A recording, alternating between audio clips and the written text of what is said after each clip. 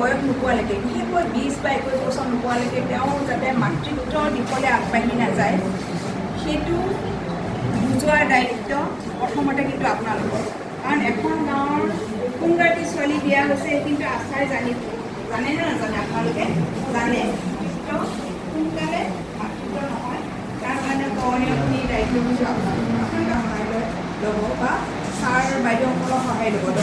আজিৰ এই বিশ্ব জনসংখ্যা দিৱস গোটেই ভাৰতবৰ্ষতে পালন কৰা হয়। সেই আমি খাৰুপেটা ব্লক PHCও আজি এই বিশ্ব জনসংখ্যা দিৱস দৰং জিলা স্বাস্থ্য সমিতিৰ উদ্যোগত আমি পালন কৰিছোঁ। এই বিশ্ব জনসংখ্যা দিৱসটো 18 তাৰিখলৈকে চলিব।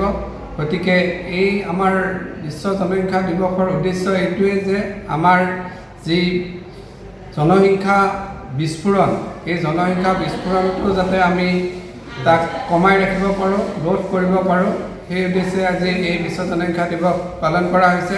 গতিকে এই এসপ্তাহ যি কাৰ্যসূচী চলিব, এই কাৰ্যসূচীত আমাৰ জনসংখ্যা প্ৰতিৰোধৰ কাৰণে আমাৰ বিভিন্ন ধৰণৰ প্ৰগ্ৰেম আমাৰ ফিল্ড লেভেলত চলিব। গতিকে এই প্ৰগ্ৰেমসমূহত যাতে আমাৰ খাৰুপেটা ব্লক PHCৰ সমূহ ৰাইজে অংশগ্ৰহণ কৰে, এই চৰকাৰী সুবিধাখিনি গ্ৰহণ কৰি যাতে আমাৰ জনসংখ্যা ৰোধত আমাক সহায় কৰে, এইটোৱে মই অনুৰোধ কৰিছোঁ। ধন্যবাদ।